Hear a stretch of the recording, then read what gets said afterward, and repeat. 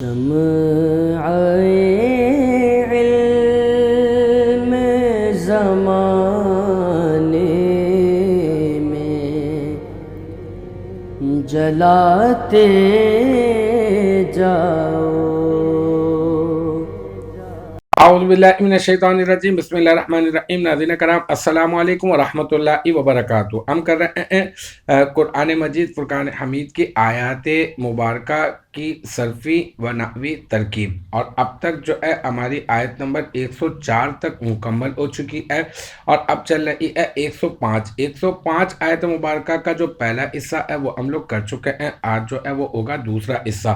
اور وہ ہے واللہ یختص برحمتہ من یشاء واللہ ذو الفضل العظیم۔ یہاں پر واو جو ہے عاطفہ، اللہ یہ کیا ہے معرفہ مبتدا، یختص صیغہ واحد مذکر غائب فعل مضارع مثبت معروف با حرف جر، رحمتی مضاف، ہی ضمیر مضاف الیہ، مضاف اپنے مضاف الیہ سے مل کر مرکب اضافی ہو کر یختص فعل کا ظرف لغو، اور من جو ہے یہ اسم موصولہ، یشاء صیغہ واحد مذکر غائب فعل مضارع مثبت معروف، اس میں ہوا ضمیر مرفوع متصل مستتر راجع بسو ہے، اس میں موصولہ اس کا فاعل، پھر اس میں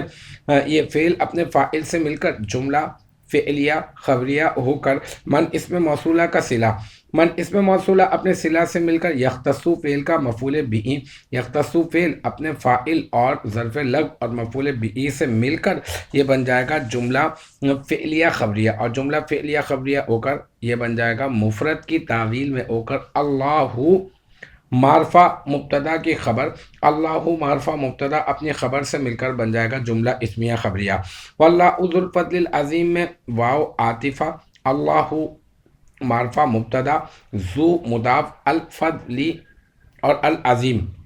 دونوں معرفہ ہیں، دونوں معرف بلام ہیں، تو آپ الفضل کو جو ہے موصوف بنا دیں، العظیم کو بنا دیں صفت، موصوف اپنی صفت سے مل کر مرکب توصیفی ہو کر ذو مضاف کا مضاف الیہ،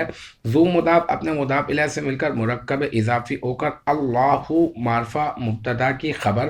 اللہ معرفہ مبتدا اپنی خبر سے مل کر یہ بن جائے گا جملہ اسمیہ خبریہ۔ تو اس طرح سے ہماری آیت نمبر جملہ اسمیہ خبریہ معطوفہ کہتے ہیں آپ اس کو نا، تو اس طرح سے ہماری آیت نمبر 105 جو ہے وہ اپنے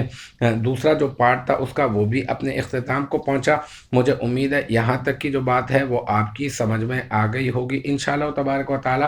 نیکسٹ ٹائم اگلی ویڈیو اگلی کلاس کے ساتھ ملاقات ہوگی، جب تک آپ اپنا بہت خیال رکھیے گا۔ وآخر دعوانا ان الحمدللہ رب العالمین۔